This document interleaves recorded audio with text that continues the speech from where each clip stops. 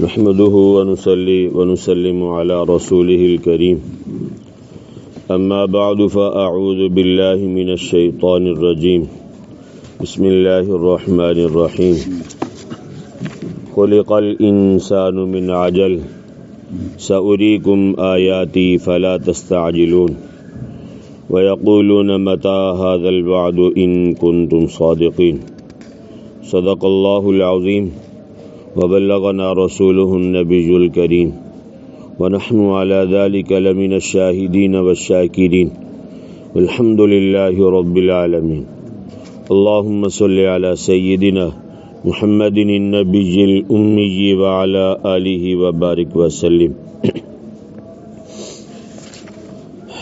خلق الانسان من عجل، پیدا کیا گیا انسان جلد باز. سأریکم، ان قریب میں دکھاؤں گا تم کو آیاتی، اپنی نشانیاں. فلا تستعجلون، پس تم جلدی نہ کرو مجھ سے. ویقولون، اور کہتے ہیں یہ لوگ، متی ھذا الوعد، کب ہوگا یہ وعدہ، ان کنتم صادقین، اگر تم ہو سچے. عزیزان گرامی، 17واں سپارہ سورہ انبیاء، آیت نمبر 37 اور 38، دو آیات کا ترجمہ آپ حضرات کے سامنے کیا ہے. کل کے درس میں آپ حضرات نے یہ بات سنی کہ جب بھی کافر لوگ نبی کریم صلی اللہ علیہ وسلم کو دیکھتے تھے تو مذاق اڑاتے تھے، استہزاء کرتے تھے، اور کہ اے نبی کریم صلی اللہ علیہ وسلم، یعنی وہ کافر یہ کہتے تھے کہ یہ وہ آدمی ہے جو تمہارے معبودوں کو برا بھلا کہتا ہے، تمہارے معبودوں کی تردید کرتا ہے. تو فرمایا کہ اللہ تبارک و تعالیٰ نے یہ آپ کے بارے میں تو ہنسی مذاق کرتے ہیں، یہ آپ کو طعن و تشنیع کا نشانہ بناتے ہیں. ان کو اس بات میں غور کرنا چاہیے کہ ان سے پہلے لوگوں نے جب اپنے نبی کے ساتھ استہزاء کیا یا نبیوں کو طعن و تشنیع کا نشانہ بنایا تو اللہ تبارک و تعالیٰ نے ان کے ساتھ کیا معاملہ کیا، ان کا انجام کیا ہوا. لوط علیہ السلام کی قوم والوں نے جب لوط علیہ السلام کو تنگ کیا تو انجام کیا ہوا.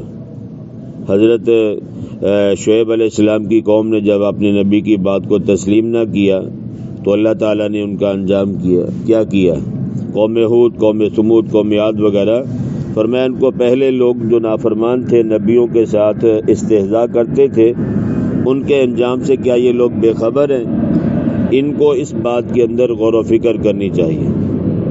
اور ساتھ فرمایا کہ اللہ تعالیٰ نے انسان کو جلد باز بنایا ہے، لیکن یہ کہ جلد بازی یہ اچھی نہیں ہے. اللہ تعالیٰ کو جلد بازی محبوب نہیں ہے بندے کی. فرمایا خلق الانسان من عجل، پیدا کیا گیا ہے انسان جلد باز. انسان ہر چیز میں جلدی کا خواہش مند ہے، میرا ہر کام کیا ہو جائے بھائی، جلدی جلدی ہو جائے.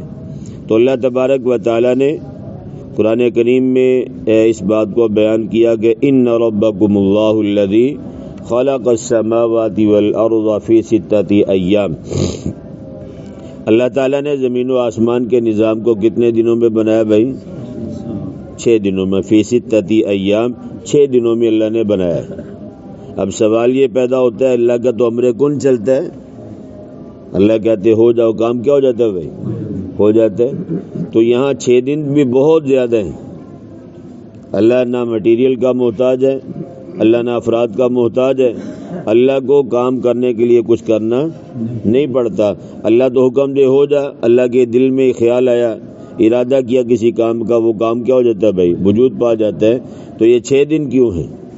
تو مفسرین نے لکھا ہے کہ انسان کو یہ بات سمجھائی گئی ہے کہ کوئی بھی کام کرنا اس کے لیے کچھ پروگرام ہونا چاہیے، اس کے لیے پہلے سے سوچو بچار مشاورت ہونی چاہیے، اور پھر اس کو یعنی ترتیب دے کر کام کو شروع کیا جائے. یعنی بس پیسے کا جوش ہے، سب کچھ ہے، فوراً کام شروع کر دیا، بعد میں پچھتا یار یہ میں نے یہاں پیسہ کیوں لگا دی، یا میں نے اپنی صلاحیت یہاں کیوں لگائی، اس کی تو ضرورت ہی نہیں تھی. تدریجاً مشاورت کے ساتھ احسن طریقے سے کام کیا جائے. جلد بازی محبوب نہیں ہر جگہ پہ. حدیث مبارکہ میں آتا ہے کہ نبی کریم صلی اللہ علیہ وسلم نے فرمایا کہ بردباری اور تحمل کے ساتھ کام کرنا اللہ تعالیٰ کی طرف سے ہوتا ہے. بندہ سوچ سمجھ کے کام کرتا ہے، یہ گویا کہ اللہ تعالیٰ کی طرف سے ایک صفت ہے. اور جلد بازی یہ شیطان کی طرف سے ہوتی ہے. جلد بازی کس کی طرف سے ہوتی ہے بھائی؟ شیطان کی طرف سے. کسی قول میں جلد بازی نہیں کرنی چاہیے. بات کو پہلے سنا جائے، بات کو پہلے سمجھا جائے، پھر اس کا کیا کیا گیا بھائی؟ جواب دیا جائے. ٹھیک ہے جی. یہاں تھوڑی سی بات سنتے ہیں، مکمل بات کو نہیں سنا جاتا اور فوراً اپنی طرف سے آگے تبصرے شروع کر دیے جاتے. ایک لطیفہ ہے، کہتے ہیں کہ ایک آدمی کا نام تھا خدا بخش. کیا نام تھا بھائی؟ خدا بخش. یہ کسی مسجد میں گیا تو کسی نے اس بندے سے پوچھا تمہارا نام کیا ہے؟ ٹھیک ہے جی. اس نے کہا خدا. ابھی صرف اتنا ہی بول پایا تھا کہ میرا نام خدا. آگے وہ بول ہی نہیں سکا. بول نہیں سکا اس کا مطلب یہ نہیں کہ وہ بول نہیں سکتا تھا، وہ ابھی اس نے سامنے والے نے، سننے والے نے مہلت نہیں دی. اس کی ہاتھ میں ڈنڈا تھا، اس نے اٹھا کے اس کے سر میں مارا. وہ بھائی کیا ہوا؟ کہتا تو نے اپنے آپ کو خدا سمجھا، تو نے خدا کہا ہے. نام کیا تھا اس کا؟ خدا بخش تھا. اور جیسے ہی خدا کا اس نے ساتھ ہی ڈنڈا مار دیا. بات کو پورا سنا نہیں ہے. تو عرض کرنے کا مقصد یہ ہے کہ جلد بازی یہ مناسب نہیں ہے. سامنے والا کوئی بھی بات کر رہا ہے، وہ آپ کے مزاج کے مطابق کر رہا ہے، خلاف کر رہا ہے. یہ نہیں ہے کہ بس تھوڑی سی سنی اور بھڑک اٹھے. اس کی بات کو تسلی سے سنو، اس کا جو موقف ہے وہ سنو، سننے کے بعد کوئی رائے قائم کرو. ابھی اس نے بات دوری کی ہے. اب اس طرح قرآن کریم میں کئی آیات ایسی ہیں کہ جس میں اللہ تعالیٰ نے اگر تھوڑا ٹکڑا لو تو بات سمجھ میں نہیں آتی. یا ایھا الذین آمنوا لا تقربوا الصلاۃ، اے ایمان والو نماز کے قریب مت جاؤ. ٹھیک ہے جی. آدمی کے اللہ نے کہا، میں قسم کھا سکتا ہوں اللہ نے قرآن میں کہا نماز کے قریب نہیں جاؤ، اس میں کوئی شک نہیں ہے. لیکن اگلا جملہ بھی تو پڑھو بھائی. پوری بات اللہ نے کیا کی ہے؟ وَأَنْتُمْ سُكَارَىٰ، جب تم نشے کی حالت میں ہو اس وقت نماز کے قریب نہ جاؤ. جب تمہاری حالت ٹھیک ہو جائے پھر کیا کرو؟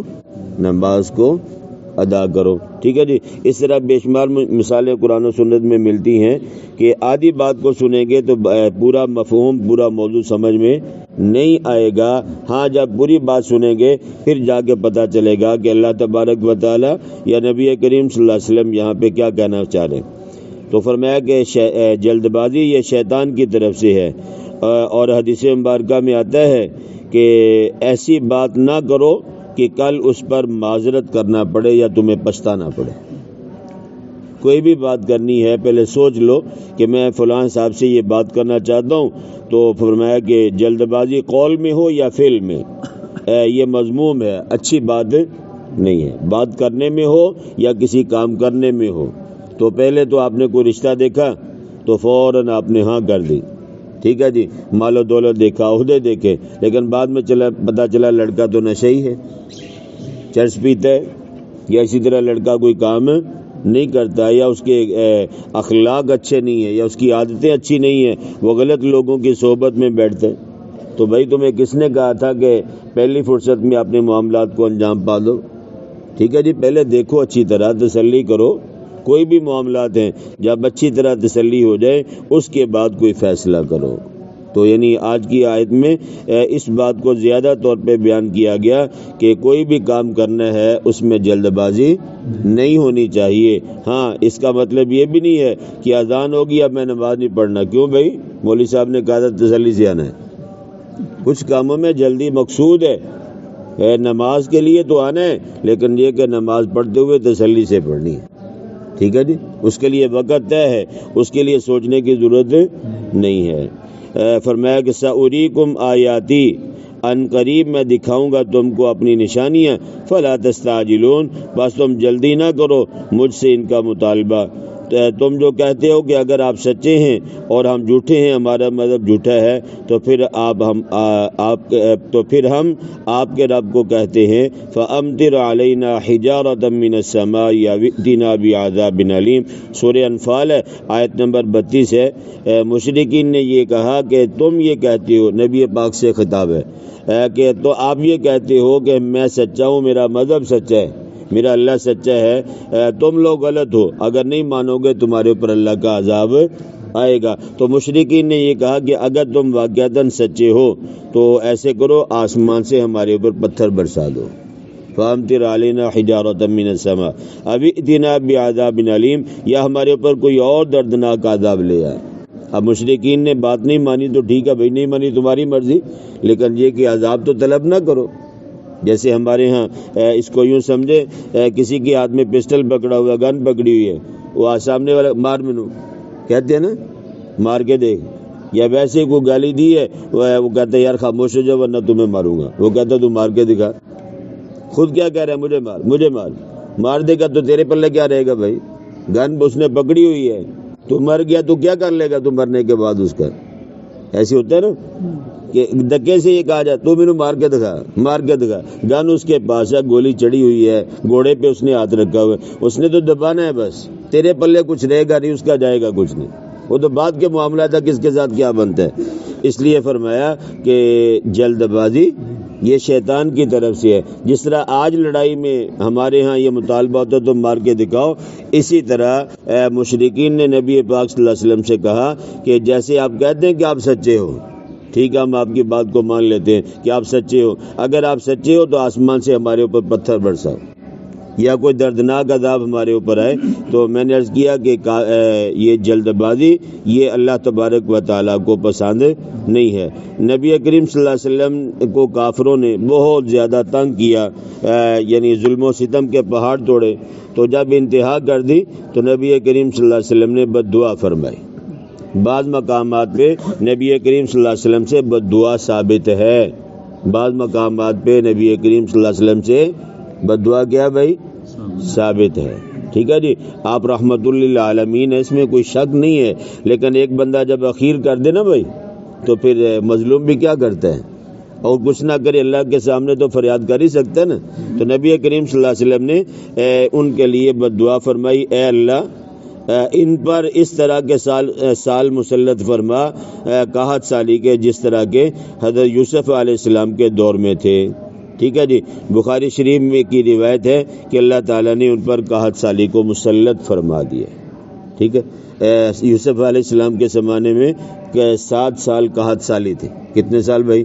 پہلے فراوانی تھی، 7 سال یوسف علیہ السلام نے غلے کو جمع کیا، ہر سال مثال کے طور پہ 2 لاکھ ٹن گندم تھی، 1 لاکھ لوگوں کو دے دی کھانے کے لیے اور 1 لاکھ کو سٹور کر دیا۔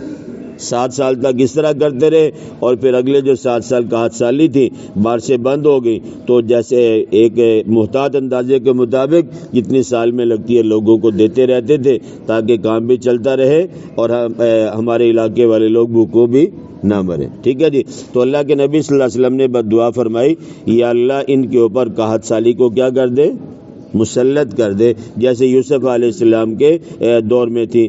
تو حدیث مبارکہ میں بخاری شریف کی روایت میں ہے کہ اللہ تعالیٰ نے ایسی 61 سالی ان کے اوپر مسلط کی، حتی اکلوا المیتۃ والجلود والعظام، یہاں تک کہ انہوں نے مردار کھائے، کیا کھائے بھائی؟ مردار کھائے، انہوں نے چمڑے کھائے اور انہوں نے ہڈیاں کھائیں، کیا کیا بھائی؟